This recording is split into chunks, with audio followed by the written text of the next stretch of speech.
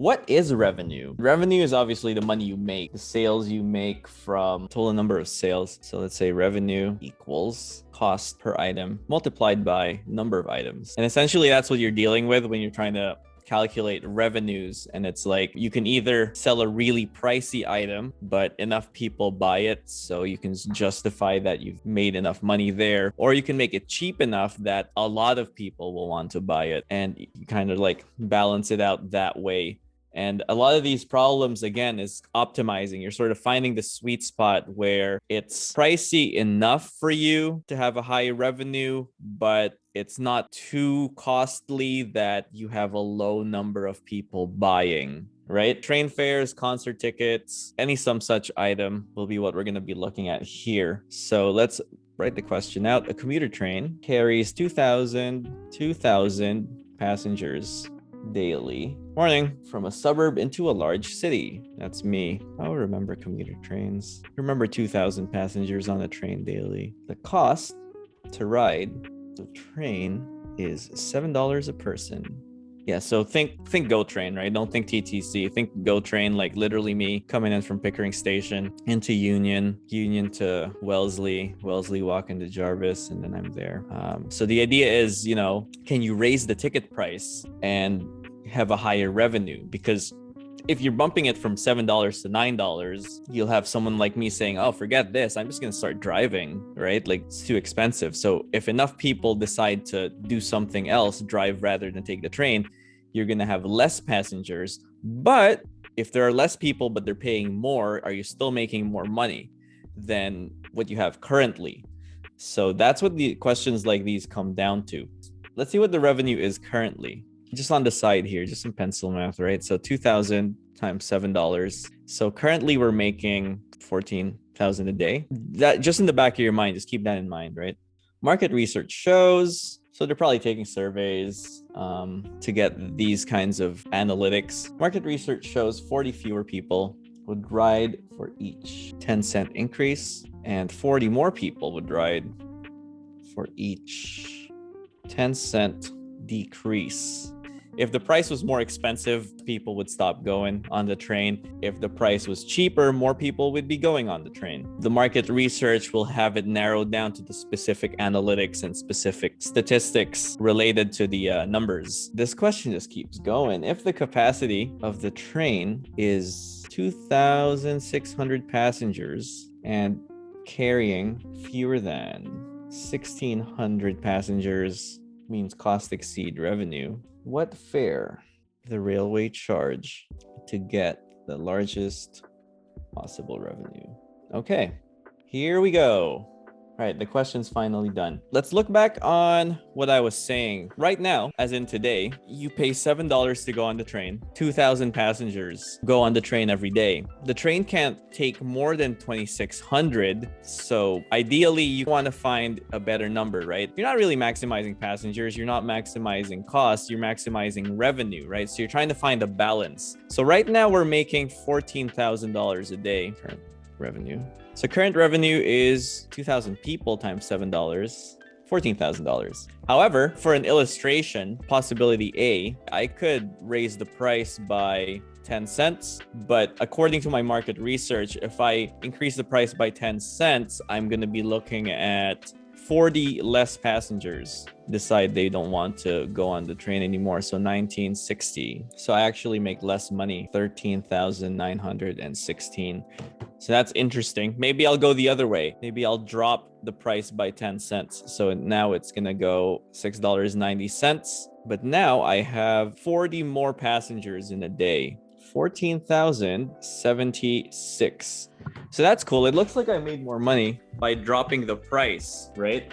So that's a fun finding. This is the sort of calculations that Rogers and a lot of companies decide to do when they raise their prices. In the real world, you hardly ever see anyone lowering prices, which is interesting. But when you think about Rogers is raising their prices again, Bell's raising their internet prices again, they sort of factor in the number of people who will drop. right? Even think of Netflix. When Netflix raised their prices, they sort of factored in the amount of people who would cancel their Netflix according to their market research, and they're deciding, yeah, no, total revenue will still be worth it. Similar to this example, they're not crunching the numbers one by one. They're not going to go, 2080 times 680, right? They're not writing table of values in here. You want to construct a formula. Same as before, construct a function, take the derivative, set to 0, and solve. So more or less the same things we've been doing since Friday. But how do you construct a revenue function? X has to be something. And what am I modifying from each equation to the other? I'm modifying the price change. So let's let X be the number of price changes. So I'm going to put 2,000 in here. I'm going to put $7 in there, right? Currently, our revenue comes from 2,000 people times $7 a ticket, giving us 14,000 a day, right? So we need to add some way to factor in the number of price changes. So every time the price changes, customers decrease by 40. I'm going to put my plus and minus signs like this. If the price goes up, passengers go down, right? If the price is going up, passengers are going down. But going down by how much exactly? Going down by 40 passengers at a time. How much is the price going up by? 10 cents, right? So 0.1 X. Imagine the possibilities A, B, and current revenue as results of using our function. When X is 0, that's the current revenue. When X is 1, that's possibility A. When X is 1, it's just 2,000 minus 40, 7 plus 0.1. So that's how I get possibility A. We get possibility B when X is -1. So that shouldn't say price changes. That should say price increases. If X is negative, that implies a price decrease, not an increase.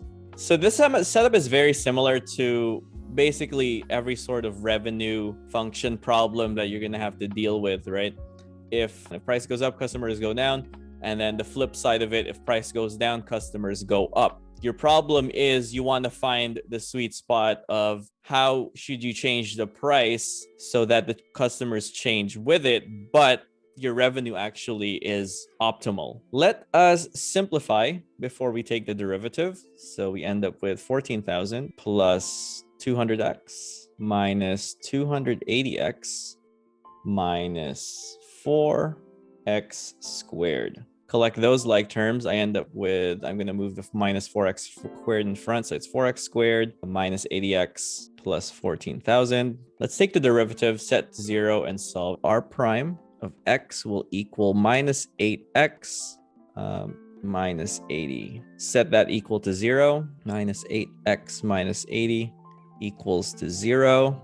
Minus 8x equals to 80. X equals -10. Okay, so think about what we're implying here. If X is the number of price increases, X is negative, and that means we're looking at 10 price decreases of 10 cents each, meaning if I drop the price by 10 cents 10 times, the price goes down by a whole dollar. So now max revenue, well, we don't know if it'll be max revenue yet, and let me show you why, but let's write this in first. So if the price goes down by a whole dollar, the new fare is $8, but now whenever I decrease the price, more people decide to come. So that will be 2,000 plus an additional 40 times 10. Let me write it down this way. 40 times -10. Yeah, why did I write 8?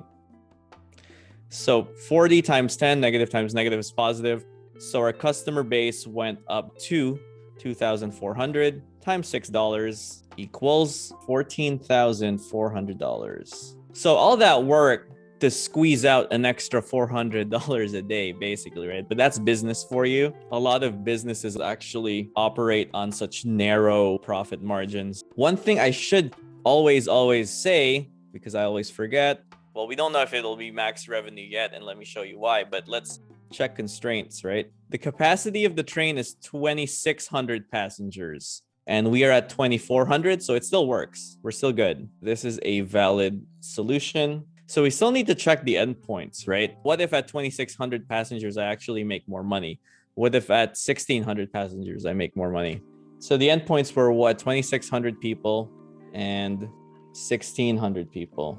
So Here's the annoying part, right? Like, here's what I would do. You sort of have to figure out how many price increases does it take from 2000 to 2600, 600 more. So you have to divide that by 40. Every time the price changes, 40 people change as well. 600 divided by 40. 15, but are we going up or down? It increased, right? The customers increased, so the price probably decreased. So 15 price decreases. So we need to check x equals negative 15, right? So the other one is from 1600 to 2000. Now this time around, there are 400 less. Divided by 40, that is, I'm just reading off and changing the numbers. There's 10 price increases. So we check x equals 10. All right, so fast forwarding a bit, we go revenue of minus 15 will equal 2600 multiplied to $7. Price was going down, so minus 0.1, that's the 10 cents. Yeah, so plus minus there, okay. And then R of 10 is gonna be 1600. And then in this case, the price went up by 10. So that goes up by a whole dollar, 1.5, 14,300. Yeah, always compare the endpoints against the critical point that we found, which was minus 10, and we found that to be 14,400. So still the highest revenues, which is crazy to think about because like ultimately you are optimizing, right? If you maximize your customers, you still get a lot of money, not as much money as you could have. But if you're trying to really maximize and squeeze every last dollar, then you want to make sure you're at max revenue, not necessarily max customers. One down. So in the second example, same thing. When we're not maximizing revenue, you are minimizing costs. A cylindrical chemical storage tank with a capacity of 1,000 meters cubed is going to be constructed in a warehouse. That is 12 by 15 meters. The warehouse is 12 meters by 15 meters, not the tank. So 12 meters by 15 meters with a height of 11 meters. So the specifications call for the base to be made of sheet metal that costs $100 every meter squared. The top to be made of sheet metal that costs $50 per meter squared, and the wall to be made of sheet metal that costs $80 per meter squared. Determine if it is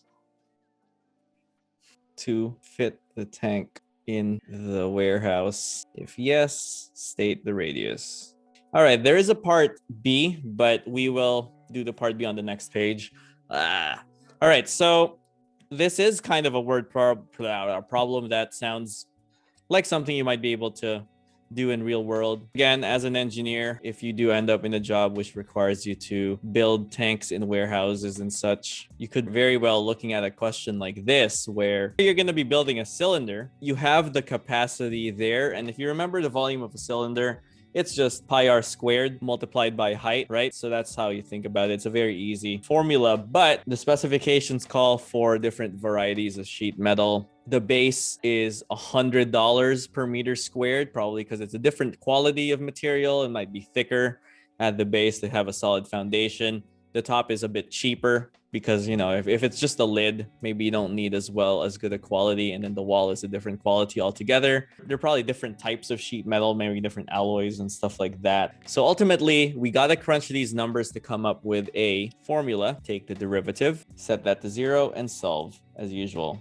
So we have to fit this tank in a warehouse that is 12 by 15 with a height of 11. So let's just draw that. What I do like about word problems is that sometimes, you know, they point to what you could be using math for in the real world. What I don't like about word problems is that in the real world, a question like these, you know, you talk it out with your client. You're like, you're not just given the question here and like, yeah, try your best to understand the wordage, the way it's worded. And if it's awkwardly worded, you're like, well, what the hell, man? So maybe, you know, they give you a diagram of the warehouse, 12 by 15, height of 11, right? So if I'm trying to fit a tank inside my warehouse, radius has to be less than 6. Half of 12 is 6. The radius of the tank can't be more than 6 because then it won't fit. Max height is 11.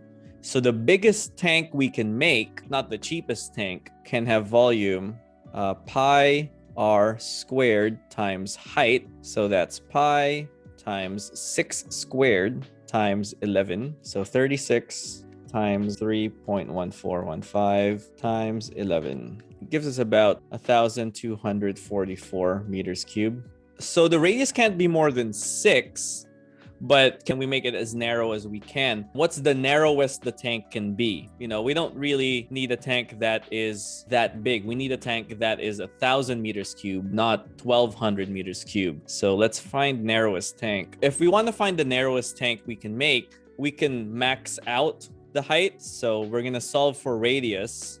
So pi r squared times 11. We'll use all the height that is available to us to generate a tank of 1,000 meters cubed. Divide both sides by 11. You have pi r squared equals to 90.9.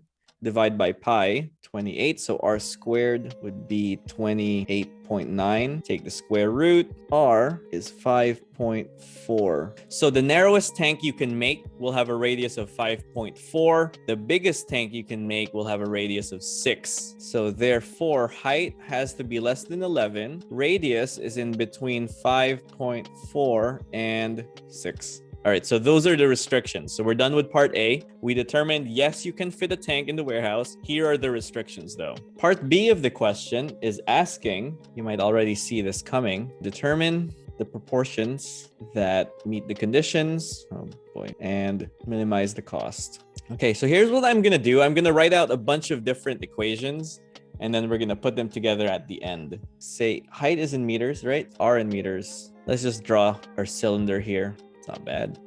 Okay, so the bottom tank costs $100 per square meter.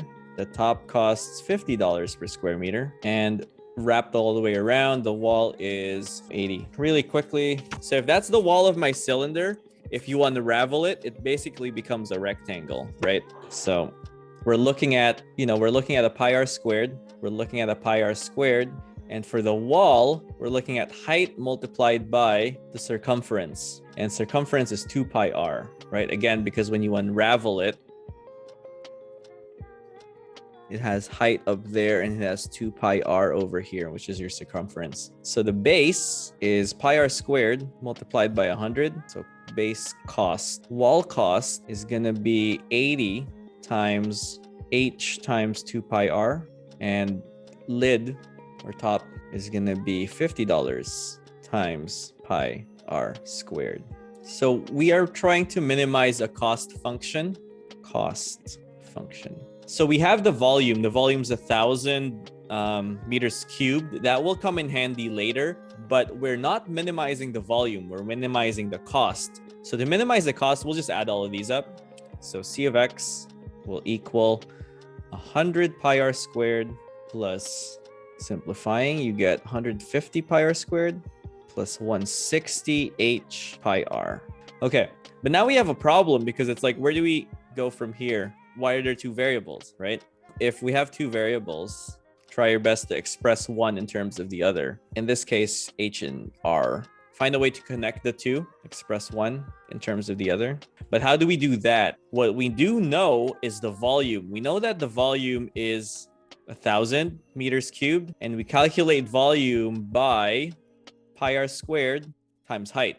So this actually gives us a formula to say if we isolate for h, we get h equals 1,000 divided by pi r squared. Why did I do C of X and it says R? I guess C of R.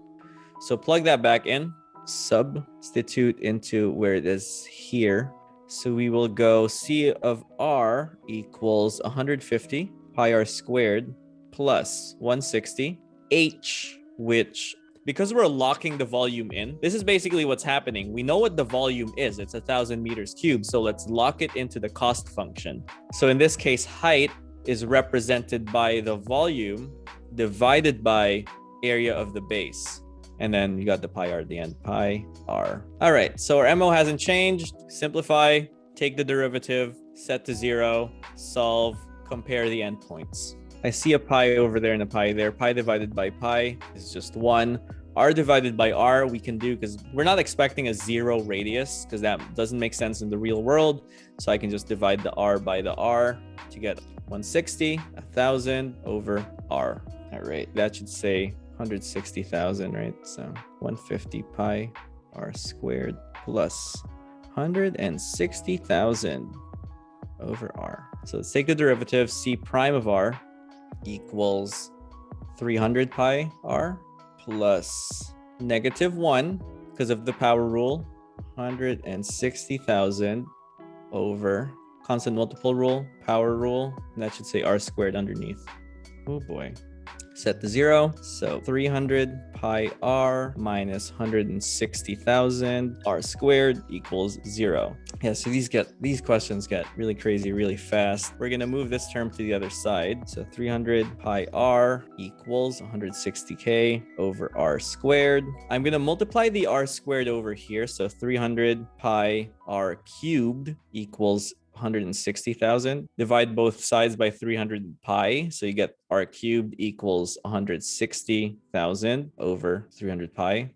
So R cubed will equal 169.77. Take the cube root of that, not square root, cube root, 5.54 meters. All right, so this is our extreme value. And what I'm going to do is I'm not going to jump the gun and say, oh, this is the answer, because that's bad form. We have to compare it against the endpoints first before we make the proper conclusion, right? Because I could very well say, you know, the max radius could work or the min radius, right? So compare against endpoints here. So let's recall the endpoints are 5.4 and 6. 5.4 and 6. We're going to plug all 3 points back into the original function 3 times. So I'm going to rewrite the function up here. So C of R equals 150 pi R squared plus 160,000 over R. All right. So we have to do it 3 times, 1 for the extreme value, 2 for the endpoints. And C, may the best tank win. So if you put all that in your calculator, you should get 43,344. So this is the extreme value. And then we'll do endpoint. The next endpoint will be C of 5.4. 150 pi 5.4 squared plus 160,000 over 5.4. 43,370. So remember what this represents. This represents the narrowest tank we can build. And a radius of 6 means the widest tank we can build. So 150 pi 6 squared plus over 6, 43, 631. So if you look at the final prices, that's why it's important to actually run the calculations. They're only a couple $100 apart, right? But again, when you think about, you know, we could easily have just built the narrowest tank and called it a day. But we save what, $40 by doing the formula. So the minimal cost is around 43,344 with a tank 5.54. And like, let's find the height. And remember, height was 1,000 over pi r squared. So pi 5.54. Yeah, $27 in savings. No, I mean, when you think about it, you save $27 for about 20 minutes of work. It's actually not bad. Like, if you were doing this as an engineer and you saved the company $30 for doing math for 20 minutes, you basically got paid $30 for 20 minutes. It's not bad. So I guess there's a hint into how engineers make the big bucks, right? 10.37 meters.